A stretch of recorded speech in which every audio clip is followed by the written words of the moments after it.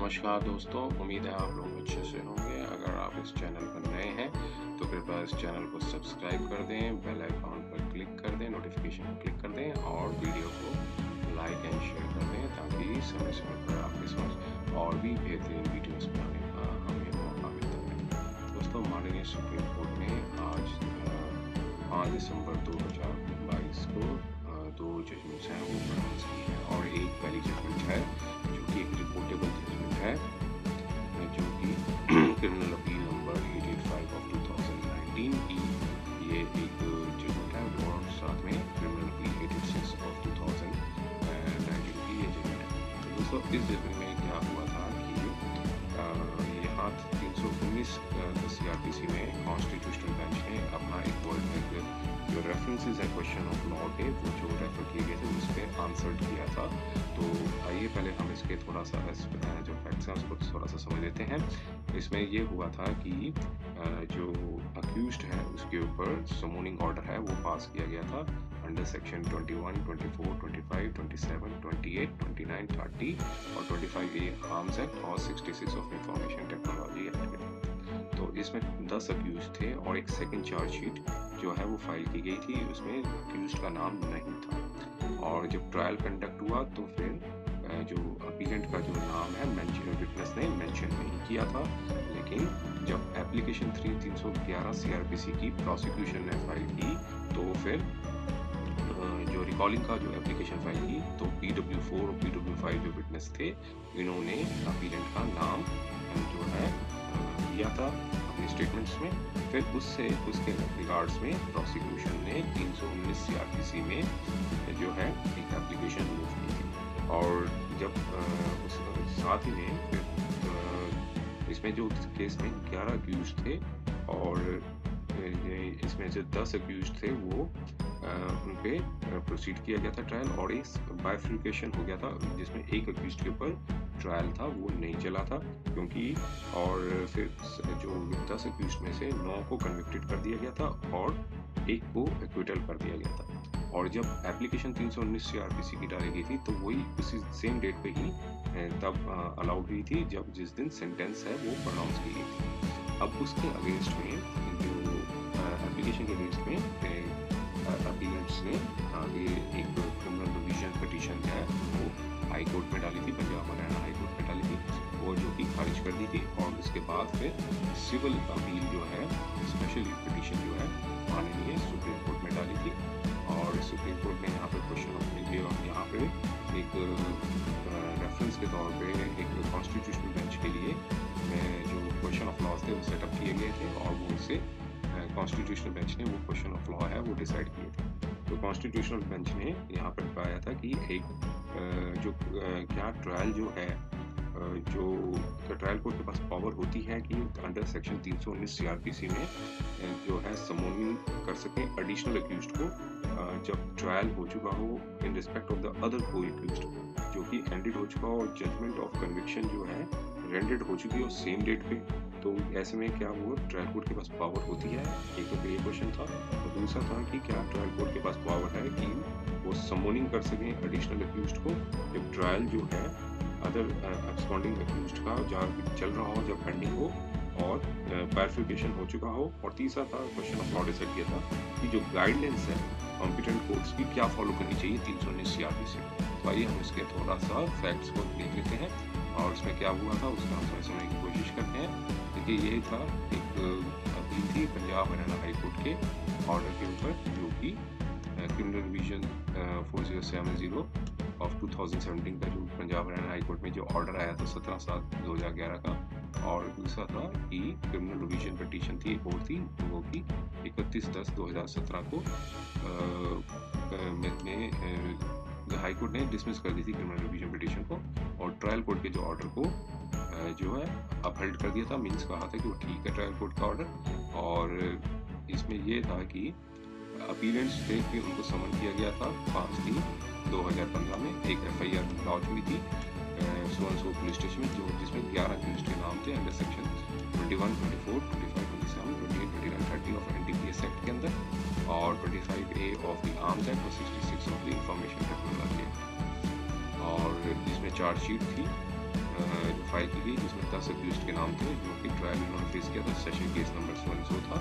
और second chargesheet जो file की गई थी और इसमें अपीलेंट का जो नाम था नहीं था। और ट्रायल कंडक्ट किया गया था सेशन कोर्ट में, सेशन जज में, और अपीलेंट का नाम जो है मेंशन नहीं किया गया था विटनेस द्वारा।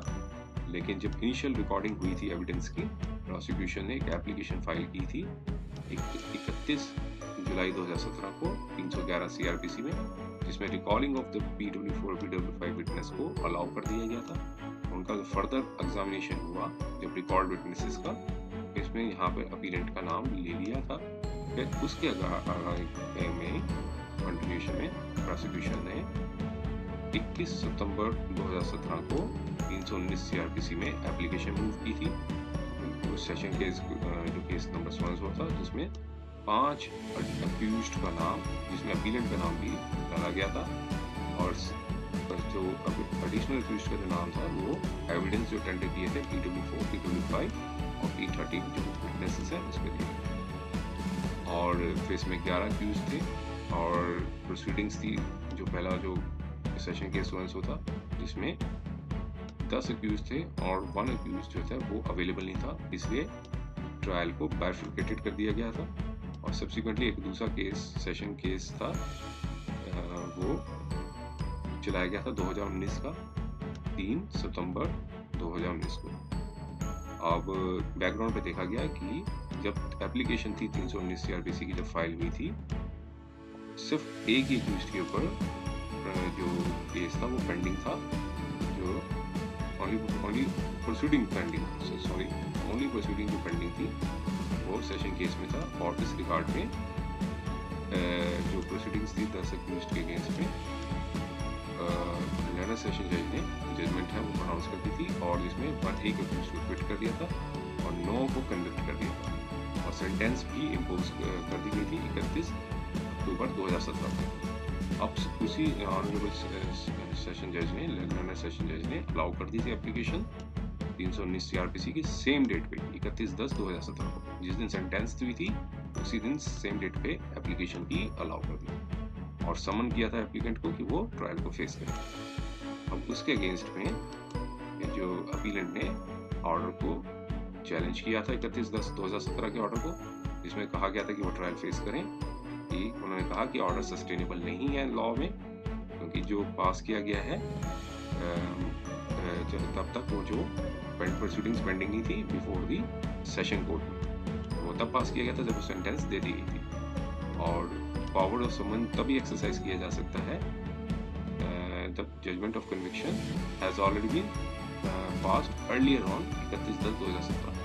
तो सेम वाज नॉट पास्ड, उस टाइम पास नहीं किया जा सकता जब आप जजमेंट को सेंटेंस दे चुके हो। अब उसके अगेंस्ट में रिवीजन पिटीशन भी डाली गई थी, जो कि हाई कोर्ट ने डिसमिस कर दी थी। अब यहाँ पर प्रेजेंट प्रोसीडिंग्स के लिए सुप्रीम कोर्ट में आए थे। अब जो बेंच थे, यहाँ पर 2 ऑनरेबल बेंचेस थे सुप्रीम कोर्ट के, 10/5/2019 को यहाँ पर समोनिंग ऑर्डर था, तो डिसीजंस आए हुए थे पहली माननीय कोर्ट के। और साक्षी सिंह वर्सेस तर्केश्वर सिंह की एक जजमेंट थी और डिसीजन थी Hardeep Singh versus state of Punjab की। और इसमें बताया गया था जो पावर एक्सरसाइजेबल अंडर 319 सीआरपीसी जो थी उसको नोट किया गया था। बेंचेस ऑफ 2 ऑनरेबल जजेस थे, उनका ये ओपिनियन था कि क्वेश्चन जो है with regards to actual stage जिसमें ट्रायल चलाया जाना चाहिए have to be concluded is requires to be authoritatively considered since power of the 319 CrPC जो है वो एक्स्ट्रा ऑर्डिनरी इन नेचर में होती है। और इसके बेसिस पे substantial question of law raise हुए थे जो कि कंसिडरेशन के लिए थे, और मैटर जो था वो प्लेस किया गया honourable chief justice of India के पास कि वो कॉन्स्टिट्यूट करें एप्रोप्रिएट स्टैंड की वो क्वेश्चन जो रेज किए गए थे।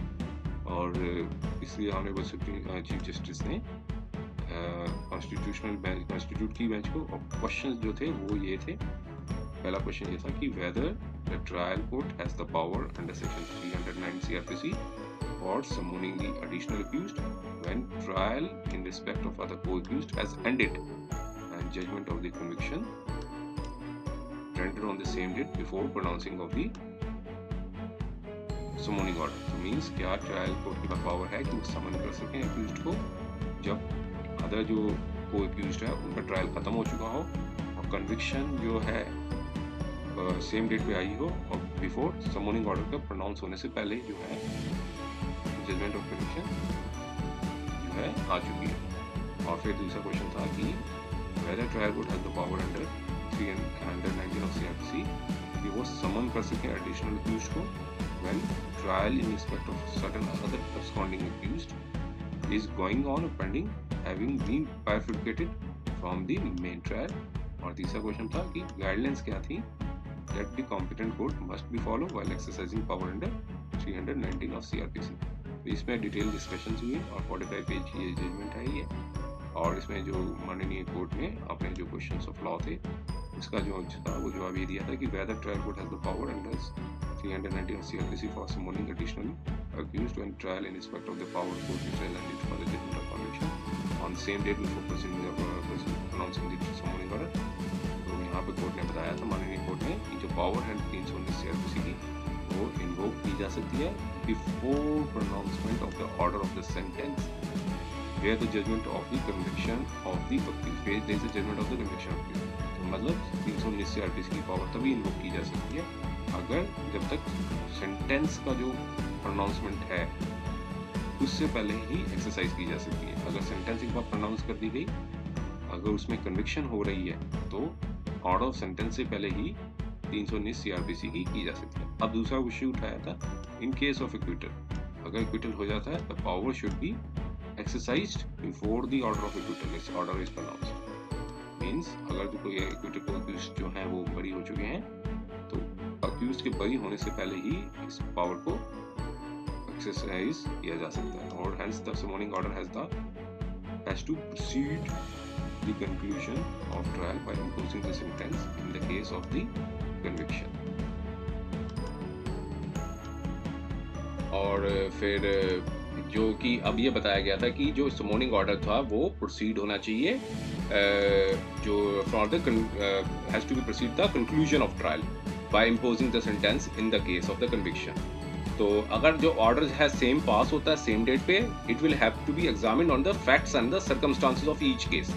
तो and if the summoning order is passed either after the order of acquittal or imposing sentence the same is not sustainable। यहाँ सुप्रीम कोर्ट माननीय सुप्रीम कोर्ट ने साफ साफ क्लियर कर दिया कि जो हर जो ऑर्डर होगा अगर वो सेम डेट पे पास हो रहा है 319 CRPC का तो वो एग्जामिन किया जाएगा facts and circumstances of each case पे। और अगर in case summoning order pass होता है after the order of acquittal means कोई आदमी जो ऑर्डर जो बरी हो गए हैं लोग उसमें उसके बाद समनिंग ऑर्डर पास किया जाता है और या फिर सेंटेंस इंपोज कर चुके हों इन केस ऑफ अगर किसी उस दूसरे को एक्यूज्ड को कन्विक्शन हो चुकी हो और उसमें सेंटेंस इंपोज किया जा चुका हो तो ऐसे केसेस में जो है वो ऑर्डर सस्टेनेबल नहीं होगा। अब जो दूसरा क्वेश्चन था कि trial court has the power under section 319 CRPC for summoning additional accused when trial in respect of other absconding accused whose presence is subsequently is going on pending have been bifurcated from the main trial। तो क्या trial court की power है under 319 CRPC में जो for summoning additional accused जब trial in respect of जो other जो absconding accused है जो पेंडिंग और ऑनगोइंग हो और बाइफरकेटेड हो चुका हो मेन ट्रायल से उससे ट्रायल से अलग हो चुका हो। तो अब यहाँ पे कोर्ट ने बताया कि ट्रायल कोर्ट की पावर है समन दी एडिशनल एक्यूज्ड जब ट्रायल जो है वो प्रोसीड हो रहा हो in respect of the absconding accused after securing his presence.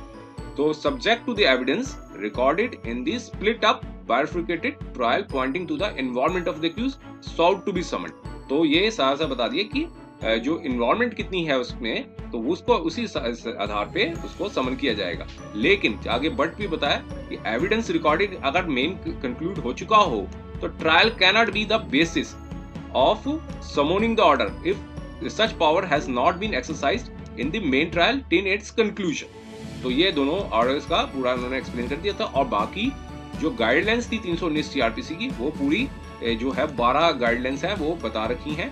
ये सारी गाइडलाइंस है जो अब ट्रायल कोर्ट्स को फॉलो करनी है। तो इसी आधार पे अब यहाँ पर क्वेश्चन ऑफ लॉ जो फ्रेम किया गया था उसको एक्सप्लेन कर दिया गया और कहा कि आप जो है जो एप्रोप्रिएट ऑर्डर्स के लिए इस कोर्ट को जो है मेरिट्स पे डिसाइड किया जाए और क्वेश्चन जो थे वो जो कॉन्स्टिट्यूशनल बेंच ने आंसर कर दिए थे। अब इसके बेसिस पे एप्रोप्रिएट बेंच पर लिस्ट करने के लिए बताया गया। ये आज ही ऑर्डर आया है 3-5 दिसंबर 2022 का। तो उम्मीद है ये वीडियो आपको पसंद आया होगा। अगर ये वीडियो आपको पसंद आया है तो कृपया इस चैनल को सब्सक्राइब कर दें, बेल आइकॉन नोटिफिकेशन को क्लिक कर दें और वीडियो को लाइक एंड शेयर जरूर कर दें, ताकि समय समय पर आपके समक्ष और भी बेहतरीन वीडियोस बनाने का हमें मौका मिलता है। समय देने के लिए बहुत बहुत धन्यवाद।